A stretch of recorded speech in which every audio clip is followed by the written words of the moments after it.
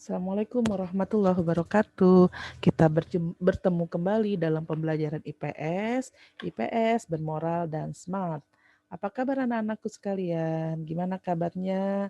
Semoga tetap semangat, tetap selalu menjaga kesehatan ya di masa pandemi seperti ini. Baik, untuk selanjutnya ya, pertemuan kita kali ini akan kita bahas adalah tentang globalisasi. Nah, sebelumnya ya silahkan jangan lupa ya kalian like and subscribe ya untuk channel ini.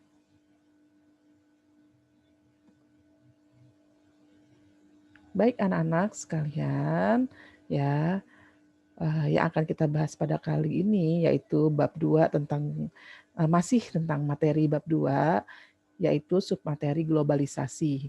Adapun tujuan pembelajaran ya setelah kalian mempelajari materi ini ya diharapkan ya peserta didik mampu mendeskripsikan pengertian globalisasi dengan baik.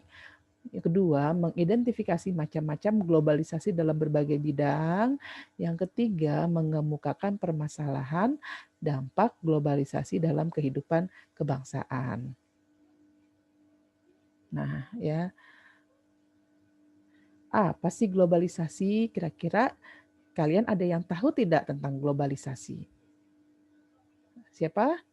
Oke ya, Ibu rasa kalian sudah cukup mengenal tentang globalisasi. Nah, untuk lebih jelasnya, globalisasi menurut Kamus Bahasa Besar Bahasa Indonesia berarti proses masuknya ke ruang lingkup dunia. Menurut Martin Albrau, globalisasi adalah keseluruhan proses di mana penduduk dunia terinkorporasi atau tergabung ke dalam masyarakat dunia yang tunggal. Sedangkan menurut Bank Dunia, globalisasi berarti kebebasan dan kemampuan individu dan perusahaan untuk memprakarsai transaksi ekonomi dengan orang-orang dari negara-negara lain.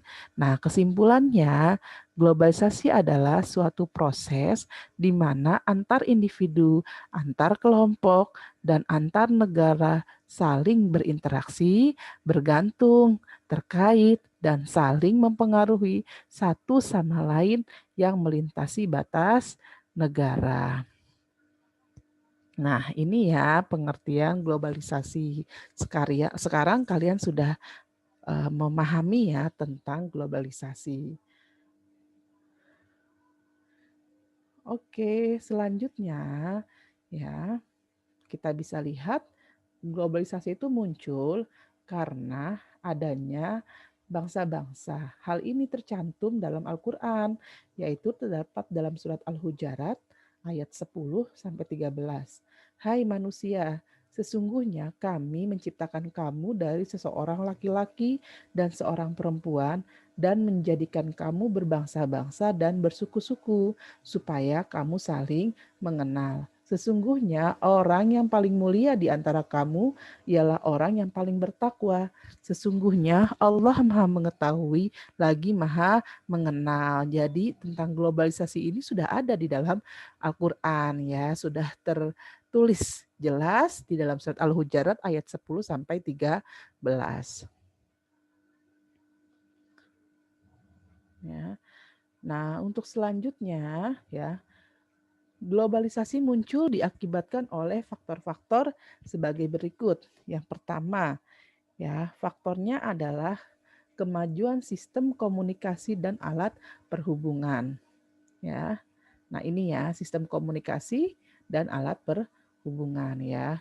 Jadi ini yang menyebabkan adanya globalisasi. Lalu yang kedua, meningkatnya perdagangan internasional, baik barang maupun jasa ya.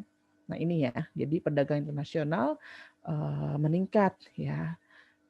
Ini yang menyebabkan adanya globalisasi.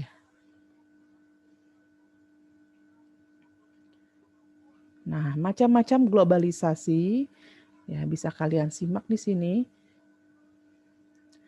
Globalisasi yang pertama yaitu di bidang iptek ya. Globalisasi dalam bidang iptek, ilmu pengetahuan dan teknologi, sebenarnya bukan hanya milik negara-negara maju ya di sini ya. Nah, di sini contohnya globalisasi dalam bidang iptek adalah manusia dalam melakukan berbagai macam aktivitas sehari-hari ya, sudah mengenal yang namanya handphone, ya internet, ya lalu peralatan kantor, ya ini dalam bidang iptek ya, dan komputer, pengolahan dan penyimpanan data. Nah, ini sudah kita temukan dalam kehidupan sehari-hari. Lalu globalisasi dalam bidang ekonomi, ya. Globalisasi dalam bidang ekonomi merupakan suatu proses kegiatan ekonomi dan perdagangan di mana ya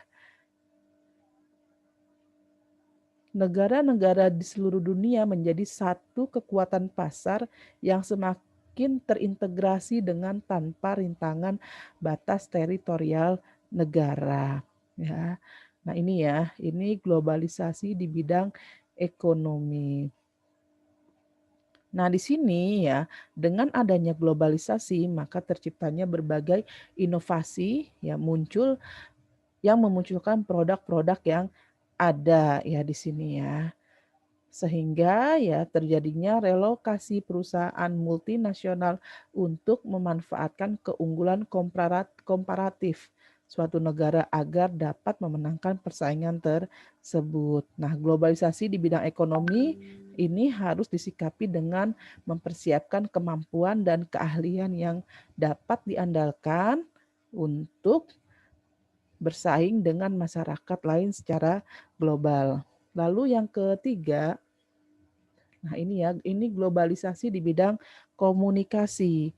Ya, globalisasi ya pesatnya perkembangan teknologi komunikasi dan informasi menjadi sebuah fenomena yang selalu menarik ya untuk diminati. Nah, teknologi komunikasi dan informasi merupakan perangkat yang membantu manusia dalam berhubungan atau berinteraksi dengan manusia lainnya ya. Jadi kemajuan teknologi, komunikasi dan informasi menjadikan manusia dalam berhubungan dengan pihak lain seakan tidak lagi ada batasannya dari waktu atau tempat. Kapanpun, dimanapun, manusia dengan perangkat teknologi mudah menjalin hubungan, menjalin komunikasi, menerima informasi, ataupun menyebarkan informasi. Ya, ini globalisasi di bidang komunikasi. Misalnya media cetak seperti koran ya, lalu majalah, media audio seperti radio, tape, compact disc, atau ada juga media audiovisual seperti televisi, TV kabel, internet, komputer, ya inframerah, telepon, handphone, LCD, kamera, dan laptop. Ini merupakan teknologi komunikasi informasi. Lalu yang keempat, globalisasi di bidang transportasi.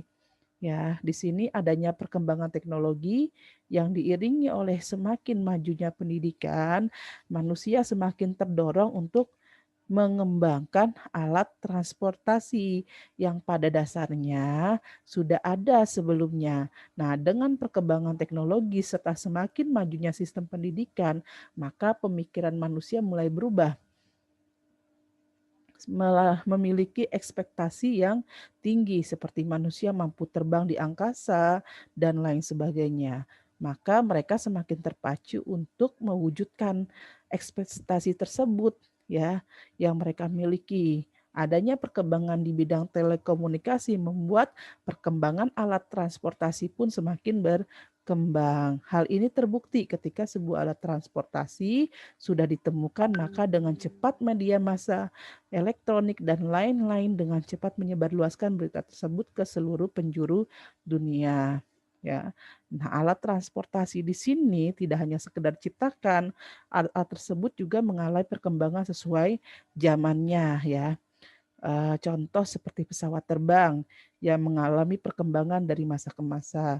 Jangkauan penerbangannya juga semakin jauh, tidak lagi bersifat domestik, tetapi juga mancanegara. Nah, mobil juga mengalami perkembangan. Saat ini bahkan sudah ada mobil yang menggunakan tenaga surya. Semua alat transportasi mengalami perkembangan dan kualitas yang dimilikinya semakin lama semakin baik. Lalu globalisasi di bidang sosial budaya. Ya, di sini globalisasi sangat mempengaruhi hampir semua aspek yang ada di masyarakat, termasuk aspek sosial budaya. Sebuah kebudayaan bisa diartikan sebagai nilai-nilai yang dianut oleh masyarakat ataupun persepsi yang dimiliki oleh warga masyarakat, baik nilai-nilai maupun persepsi yang berkaitan dengan segi aspek kejiwaan, ya psikologis, yakni apa yang terdapat dalam alam pikiran. Dari segi aspek kejiwaan ini menjadi hal yang sangat penting, artinya apabila disadari bahwa tingkah laku seseorang akan dipengaruhi oleh apa yang ada dalam alam pikiran orang yang bersangkutan. Contoh dari globalisasi dalam bidang budaya antara lain, ya, setiap tahunnya Indonesia kedatangan jutaan orang asing yang termasuk turis asing di dalamnya. Tentunya dengan demikian mereka membawa budayanya masing-masing dan kita harus dapat menyaring budaya-budaya yang masuk. Contoh lainnya, ya masuknya mode-mode luar negeri ke Indonesia. Saat ini mode-mode yang sedang tren di Indonesia ialah mode-mode dari negara-negara Korea Selatan, Jepang, Cina, Amerika Serikat. Nah, itu ya. Nah, ada juga contoh yang lain terjadinya pertukaran budaya antara Indonesia dengan negara-negara lain.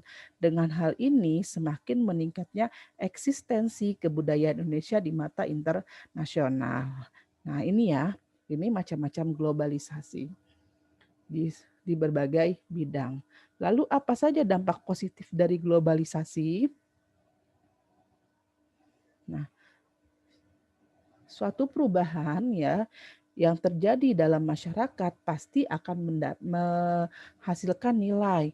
Nilai tersebut ya bisa berupa nilai positif dan bisa berupa nilai negatif. Nah, adapun dampak positif dari globalisasi yang pertama ya, semakin terbukanya komunikasi internasional. Lalu yang kedua, terbukanya peluang untuk mempelajari organisasi-organisasi sosial modern. Lalu perpindahan semakin mudah ya dengan adanya alat transportasi, informasi, ya komunikasi. Nah, ini memudahkan kita untuk memperoleh informasi dari yang lainnya atau berpindah dari suatu tempat ke tempat yang lain. Lalu menawarkan bidang-bidang pekerjaan baru terutama di sektor pelayanan dan jasa. Ini ya kemudahannya ya. Lalu yang terakhir mempertemukan seni dan budaya antar bangsa. Ini adalah dampak positif dari adanya globalisasi. Lalu dampak negatifnya apa? Nah, ya, dampak negatif adanya globalisasi ya ditandai dengan adanya kegoncangan budaya yang biasa kita kenal dengan kegoncangan budaya kultur shock. Lalu ada juga kesenjangan budaya yang biasa kita kenal dengan kultur lag ya. Nah, kegoncangan budaya itu apa? Adalah keadaan di mana seseorang atau masyarakat terguncang jiwanya atau mentalnya akibat belum siap menerima kebudayaan asing yang masuk secara tiba-tiba. Misalnya, sebagai generasi muda ada yang melanggar norma kesusilaan dan kesopanan karena secara tidak sadar telah mencontoh atau dipengaruhi tingkah laku negatif yang terdapat dalam media massa ya atau surat kabar, majalah, radio atau internet. Nah, kamu mungkin sudah pernah melihat remaja sebaya yang berbeda jenis kelamin bergaul ya, terlalu bebas. Nah, atau mungkin menggunakan pakaian yang tidak sesuai dengan tradisi uh, budaya kita yaitu budaya timur ya. Jadi kamu menggunakan pakaian yang tidak sesuai dengan aturan yang berlaku di negara timur ya, misalkan menggunakan pakaian kebarat-baratan ya, berpakaian tidak menutup aurat. Nah, itu masuk dalam kegoncangan budaya atau kultur shock. Lalu ada kesenjangan budaya atau kultur lag ya. Kesenjangan budaya ini adalah ya ketimpangan ya salah satu unsur kebudayaan untuk menyesuaikan diri dengan unsur kebudayaan lain yang sudah berubah ya. Nah, salah satu tantangan globalisasi yaitu sistem pasar internasional yang terbuka.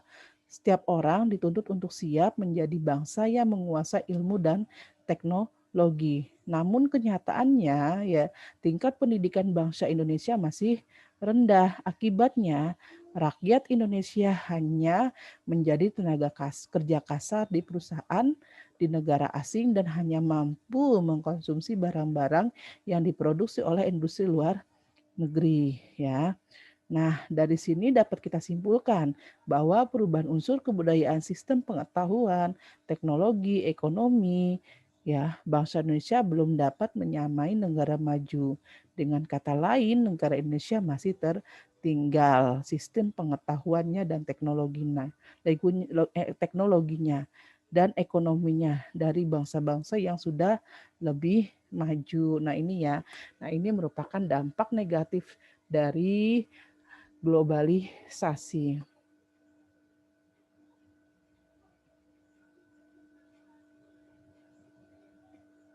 Oke, untuk selanjutnya kuis ya. Uh, Buatlah tulisan tentang upaya ya bagaimana cara kamu menghadapi globalisasi ya. Kamu bisa mencari data informasi ya mengenai penulisan ini bisa diperoleh dari buku bacaan atau media internet atau online lainnya. Oke. Ibu cukupan sekian ya, selamat bertugas, semangat belajar dan salam sehat selalu ya. Wassalamualaikum ya warahmatullahi wabarakatuh.